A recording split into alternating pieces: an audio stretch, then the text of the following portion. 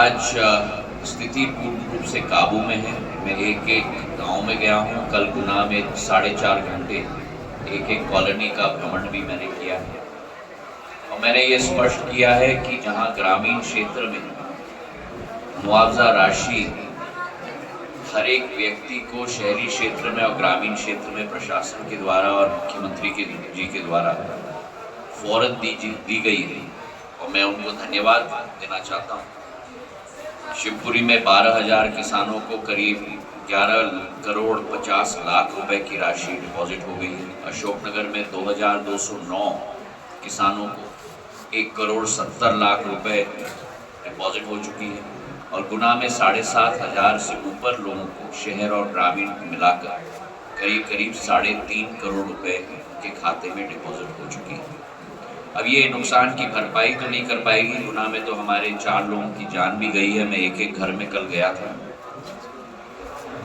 कोरी जी के यहाँ, पाल जी के यहाँ, कुशवाहा जी के यहाँ, सतपाल जी के यहाँ, चारों के यहाँ मैं स्वयं गया था। पर हमारी कोशिश है कि सभी को विस्थापित हम लोग करें। हर एक व्यक्ति को 50 किलो अनाज भी दिया गया है। करीब गुना में 6,000 लोगों को 3,000 क्विंटल अनाज दिया गया है और हमारी कोशिश अब है कि स्थिति की पुनरावृत्ति न हो, इसके लिए कुछ हम लोग कार्यक्रम करें।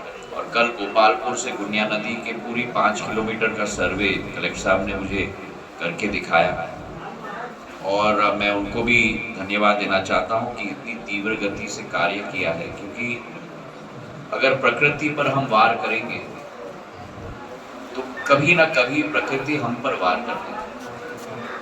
और गुना शहर की यही कहानी है। ग्वालियर स्टेट के ज़माने में बने हुए सारे नाले, नदियाँ, तालाब की जो फ्री फ्लो की स्थिति थी, आज वो पूरी तरह से नाले की तरह चौक हो गई। और जो सर्वेक्षण भी मैंने कल किया, जहां बहुत सारे इंक्रोचमेंट्स हुए, बहुत सारे लोगों ने अपने मकान को भी आगे किए, हमारी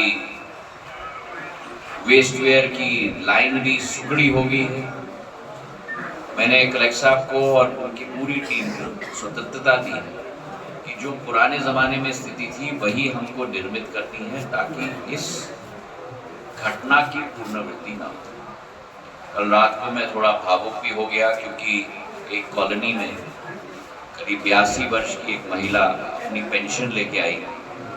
2,200 रुपये उन्होंने अपने हाथों से मुझे दिया, मैंने कलेक्टर साहब को दिया कि इस अभियान मैं धन्यवाद देना चाहता हूँ। कलेक्टर साहब ने अभी तक उसी रुमाल में जो बांध के उन्होंने दी थी ऐसे ही रखा है और ये कलेक्टर साहब आप ऐसे ही रखिए, आपने जो रखा है, क्योंकि ये हमारे लिए एक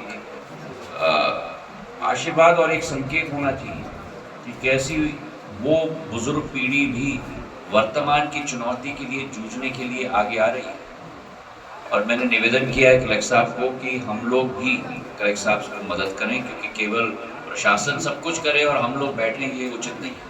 मैंने जनता से भी कहा है कि श्रमदान होना चाहिए, हमें भी प्रशासन को मदद करना चाहिए और अगले बार जब मेरा प्रवास होगा मैं भी श्रमदान करूँगा।